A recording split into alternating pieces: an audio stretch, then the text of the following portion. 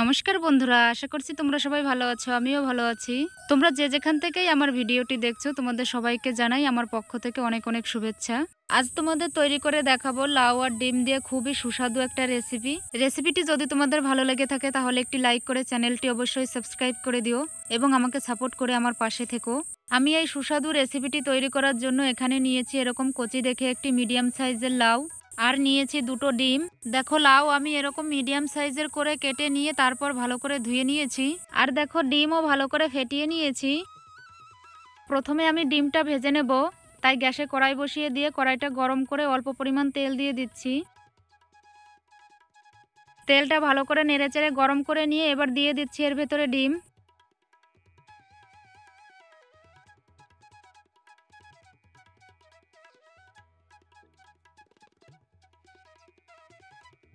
ডিমটা কয়েক সেকেন্ড ভেজে নিয়ে তারপরে এরকম ছোট ছোট টুকরো করে নামিয়ে নিচ্ছি।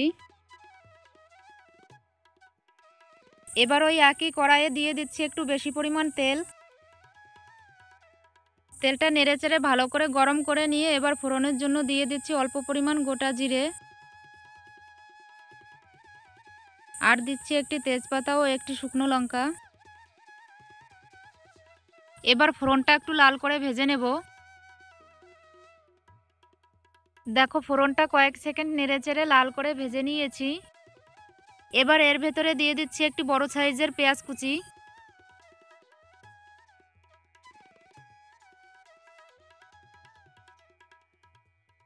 পেঁয়াজ একটু লাল করে ভেজে নিয়ে এবার এর ভেতরে দিয়ে দিচ্ছি বড় চামচের 1 চামচ থেতো করে রাখা আদা ও কাঁচা লঙ্কা। আদা আর কাঁচা লঙ্কাটা দিয়ে আরও কয়েক সেকেন্ড নেড়েচেড়ে ভেজে নিচ্ছি।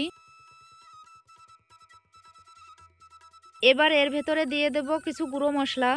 তার জন্য এখানে নিয়েছি 1 চামচ জিরা গুঁড়ি, 1 চামচ ধনিয়া গুঁড়ি, 1 চামচ শুকনো লঙ্কা গুঁড়ি, আর নিয়েছি পরিমাণ মতো লবণ এবং হলুদ। মশলাগুলো দেখো সামান্য জল দিয়ে মিশিয়ে নিয়ে তারপর কড়াইয়ের মধ্যে দিয়ে দিচ্ছি। এবার সব কিছু 3 থেকে 4 মিনিট মতো ভালো করে কষিয়ে নেব। দেখো, আমি 4 মিনিট মতো ভালো করে কষিয়ে নিয়েছি, আর মশলা থেকেও তেলটা ছেড়ে দিয়েছে।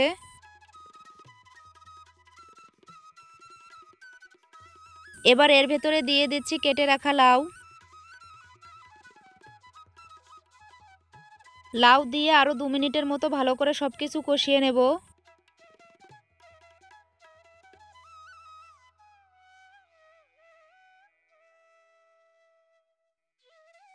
দেখো, সব কিছু আরও 2 মিনিটের মতো কষিয়ে নিয়েছি। এবার এর ভেতরে দিয়ে দিচ্ছি অল্প পরিমাণ জল।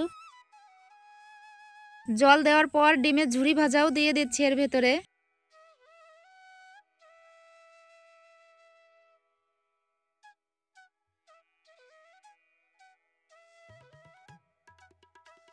সবকিছু ভালো করে মিশিয়ে নেওয়া হয়ে গেছে।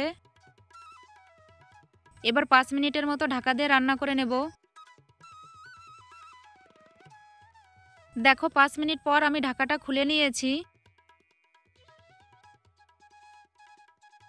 রেসিপিটার ঝোলটাও অনেক কমে এসেছে, আর দেখো লাউও পুরোপুরি সেদ্ধ হয়ে গেছে।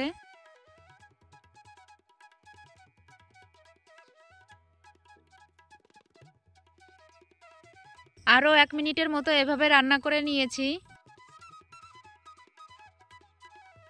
এবার এর ভেতরে দিয়ে দিচ্ছি 1 চামচ মতো গরম মশলা।